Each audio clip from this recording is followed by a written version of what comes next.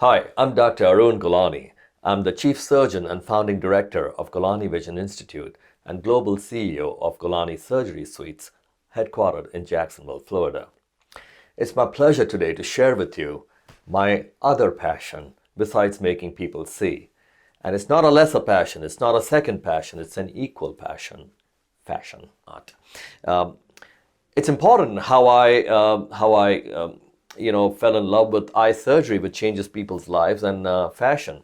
And I think it stems way back from the times, when we were kids, we see these movies and they always show the doctor coming out of this ICU surgery, whatever. And the doctor always looks more or less pathetic, They're usually shown as wimps wearing glasses and stuff, and they come out and they always telling the family, I'm sorry, I tried. I always wondered, why can't a doctor come out like a rock star with their chest out and go up to the patient, let them hug them and put up a thumbs up and go, it went great, everything's fantastic. So somewhere in my subconscious, I think that got stuck. And hence till today, I keep myself at that very high bar that I have to not only perform for the patients who trust me and who travel to me from all over the world, and how I interlace and weave all my passions together every day in everything I do. To me, doctors are rock stars. What we do is indeed a privilege in making people see, and in that indirect way, changing their lives. So it's very important that you yourself continue to enjoy your profession, the privilege we've been given.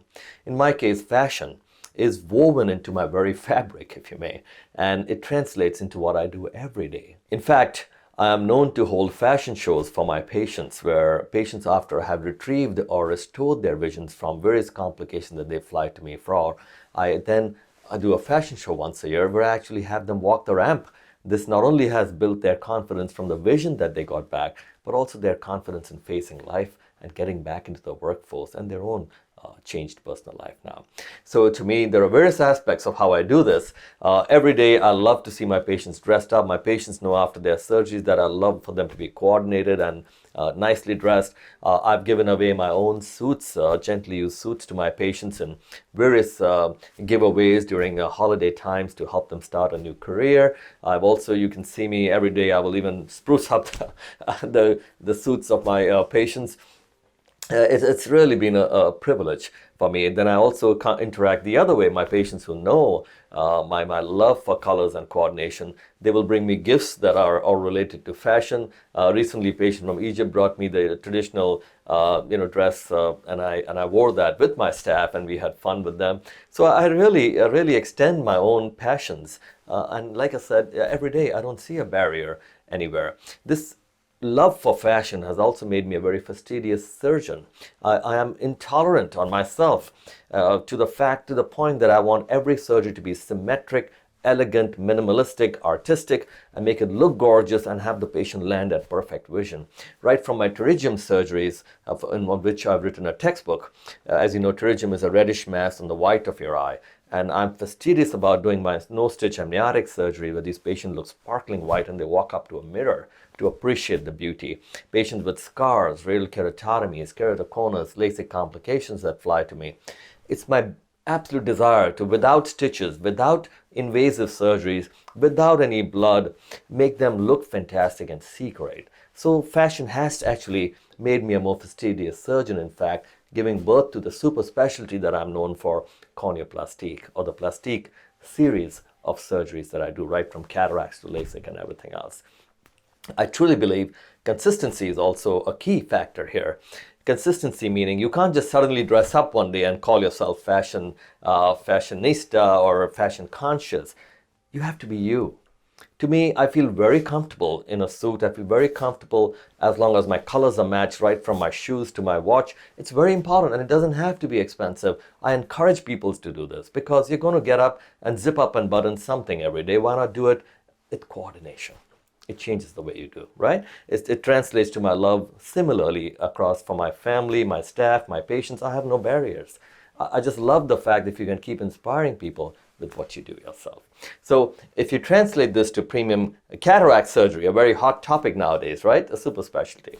Doctors and patients are constantly in trouble because they just believe by using a special new lens, they are calling themselves a premium surgeon. That's incorrect.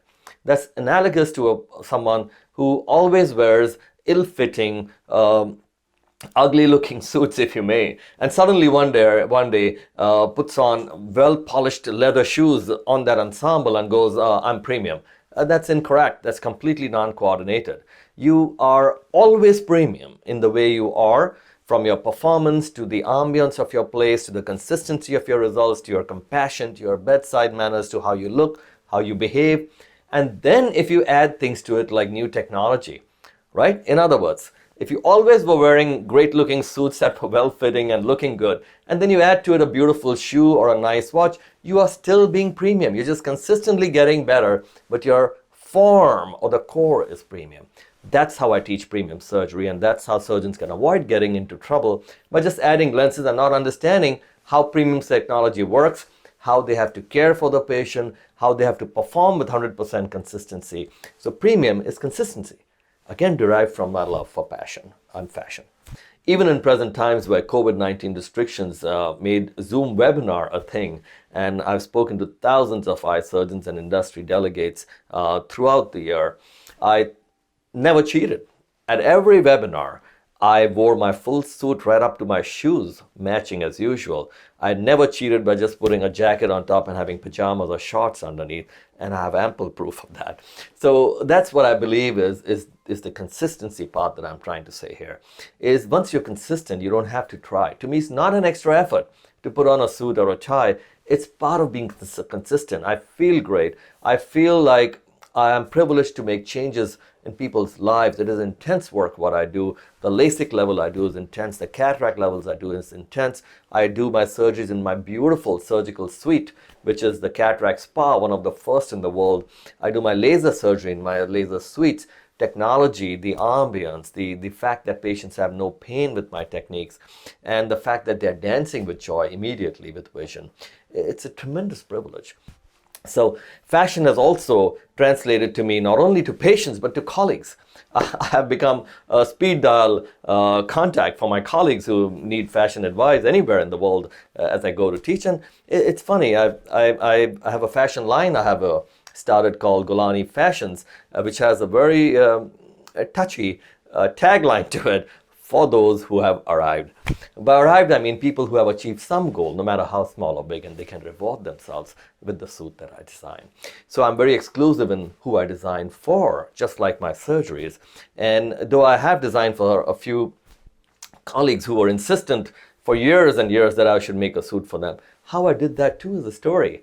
For example, one of my friends of Chinese origin, when I was teaching in China, I understood their culture, understood the concepts, then went hunting for the exact color that would suit this person, and also, very importantly, would talk their story. So when I designed the cut, I made it very Western, double-breasted and high cut with lapels, while I also kept the colors very Eastern. Red is a color of power in Chinese ophthalmology, and also blue to it is like the Temple of Peace had that color. So when I found that particular match of colors and I designed it for a colleague of mine, I literally forced them to accept only what I've made. And now imagine somebody who's worn black and brown all their life suddenly wearing a reddish looking suit with blue self-design. So to me, it just confirms the fact that once you design things in such depth, understanding history, providing story, designing to that person that you want that person to change to your design, but you will not change your design. And that's how it's translated my fashion line, which has become everybody's desire to have. And another thing that goes with it, I've told them you can only have one suit from me, not more than one, because I take 3 months to design and make it unique to that person. Then if you see another coincidence that's happened with me throughout my life is, speaking all over the world, it's really a funny coincidence. I dress up in a color, and it turns out that meeting's color is exactly the color of my suit.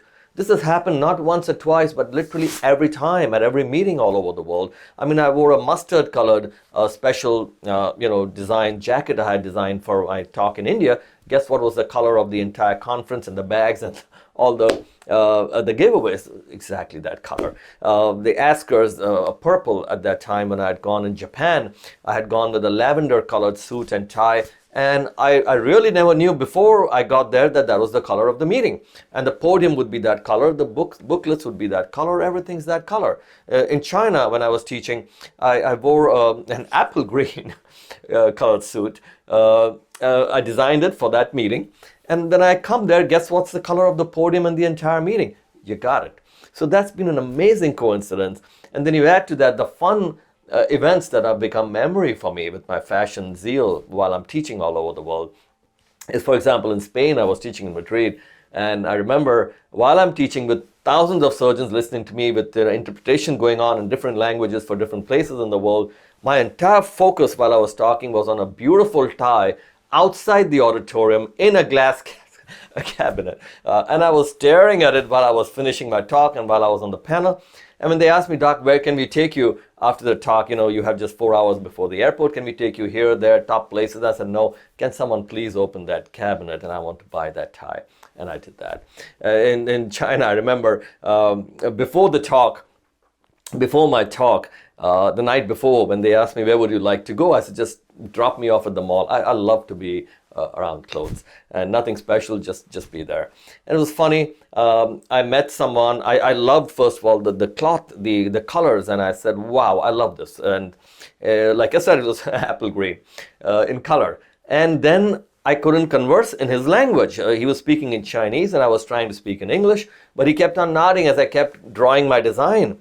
And my talk was next day, okay? And this was morning, the day before.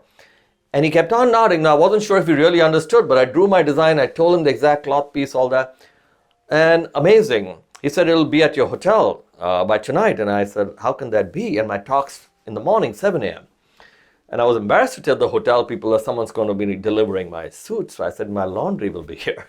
And so this gentleman actually turns up at midnight, delivers the suit. And the confidence, either his confidence or my confidence, I wear it straight to my talk. It fits perfect, and as usual, turns out to be the color of the conference. So these are amazing memories I have of fashion-related stuff and my own other passion, making people see and teaching, sharing with my colleagues all over the world. I even maintain the same color throughout the day, if I may. For example, I may start out with a certain colored scrubs with which I'm doing surgery. These are scrubs designed by me. Then I will keep the color of my surgical suite with the lighting of that color. Even instruments I have designed in my surgery are of certain colors, so I match that too. And then in the afternoon, let's say I will wear a jacket over the scrubs of the same color to have business meetings in between patients. Come evening, I wear my double-breasted suit of that same color and I'll be at a fashion show. So it's amazing that I get to do this in my passion. For example, like I said, wearing the scrubs of a certain color in the morning in surgery, talking to business people in between with a jacket on top of the scrubs. Then in the evening, speaking on a podium of the same color but different kind of a suit, maybe a single breast. And then at night, a double-breasted suit of the same color.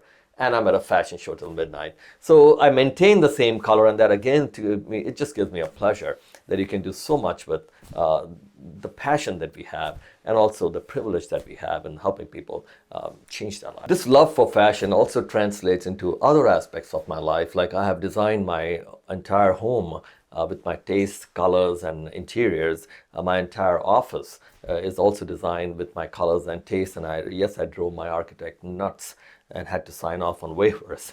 But thank God we've been in the Architectural Digest repeatedly and people have admired our institute and home. And again, to me, a tremendous pleasure to be indulging in our passion at all levels. My patients, as you know, dress up after surgery. They know I love that aspect. And we, in fact, even have a concept on our Instagram called POTD, Patient of the Day, but it's actually an OOTD, Outfit of the Day.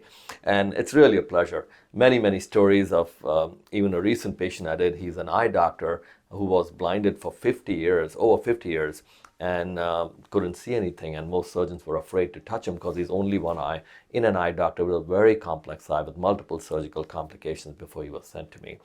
And I operated on him, brought him to vision, and next day he wore a suit for the first time in 50 years and wore a suit with a beautiful tie, matching socks, and it brought tears to my eyes. I mean, it's amazing that my patients realize how I see them and how they express their gratification to me. And to me, that's a currency. It's a currency that we must all live with, is how we interchange with each other. So it's truly an honor how my patients also feed into my passion and they see it, whether it's eyes with which I'm intense as the world knows, and fashion, which actually, like I said, translates to becoming a better surgeon. And that's why everything to me is artistry. It's an art. But I do take the time to go and meet the relatives. I keep them involved. I let them have fun with me. They take pictures with us. As you can see in group photos, they do fun TikTok dances with me. They make me do. And I'm always game for that because that's their way of expressing their gratification. I call that my payback. So it's important to be consistent. It's important to be premium. And it's important not to have barriers or certain lines of discrimination between your work and your passion and play. I don't believe in that. I say do it all the time, and weave it together. And that's when it becomes fun, because we are privileged to be doctors. We have the privilege to change people's lives. Remember, enjoy while you're doing that. So go on, be a rock star.